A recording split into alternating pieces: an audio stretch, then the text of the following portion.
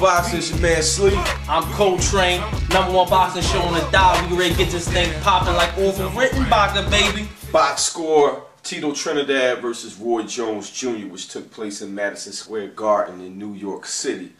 Obviously, New York. the Everlast gloves didn't really make a difference. Shout out in to the fight.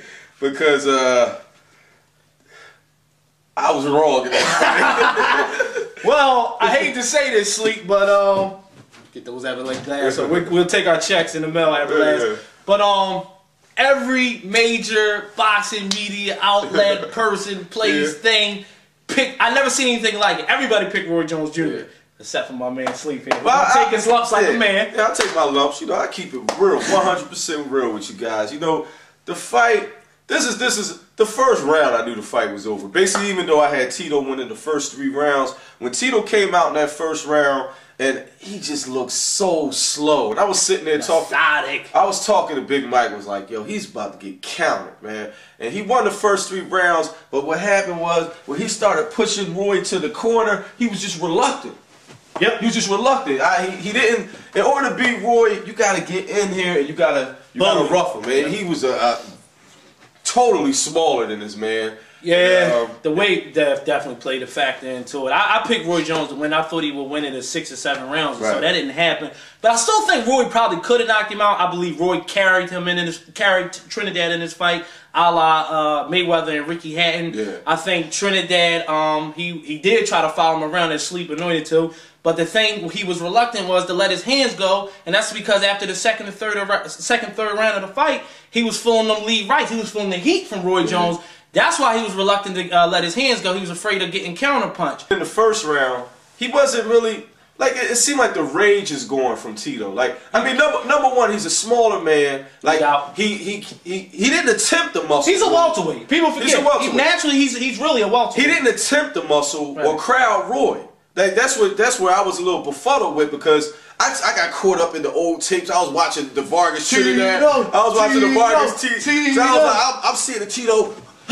You know, you got caught up in your own smoke and mirrors theory. Yeah, but I also know how damaged Roy is, and you gotta pressure him, and you gotta crowd him, and he refused to crowd him. Even if he would give him the ropes, he would give him that distance, and he would not crowd him. You gotta rough Roy up, push him, keep throwing, and he wouldn't keep throwing. And then after 3, man, the starch started leaving from his punches. He started fading. Then Roy took the fight over. I had Roy winning every round. Yeah, Roy pretty much dominated the fight. I mean, if you wanted to give Trinidad the first 3 rounds, whatever. But I just thought that you know, those lead right hands, you know, took a toll on Trinidad. I mean, he was just walking in the right hands the whole night. And not to mention, his footwork was horrible last night, especially in that one particular round when Roy dropped him. His feet was like they was tangled up or something. Yeah, his left foot was like he was doing to walk it out, you know? Like he was walking it out or something with his leg or crip walking, whatever they call it, you know what I mean? I remember talking to somebody on Guard Your Grill Boxing, talking about a certain fighter who has dynamite in their I never sleep. Yeah, I think that's what he said. Cousin of death. Okay. Shout out to Sleep.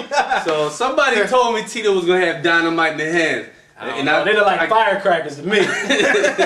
Not even cherry bombs. Shout out at the church. I like that. So I've been saying that for the last few weeks. I read. A nice, long, boring fight. I stand corrected.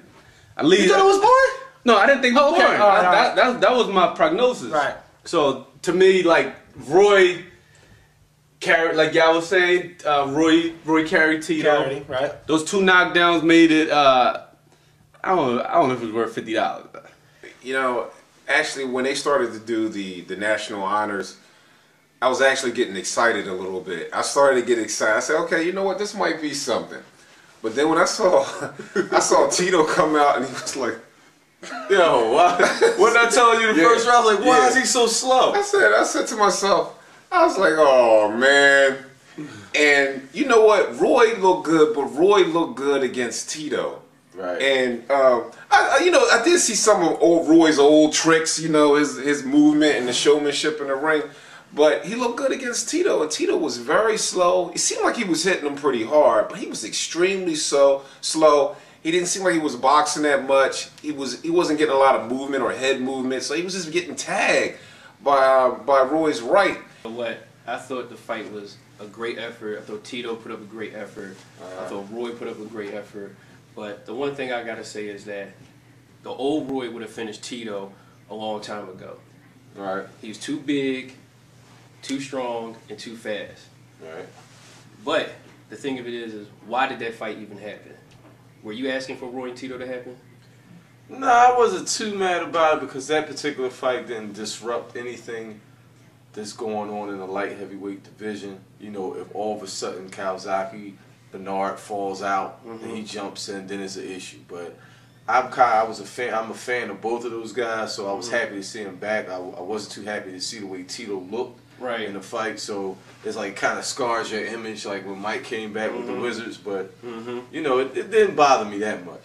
Yeah, but the thing of it is, you gotta remember, now Roy's gonna give us the fights that we expected from him a long time ago when he was pound for pound champ.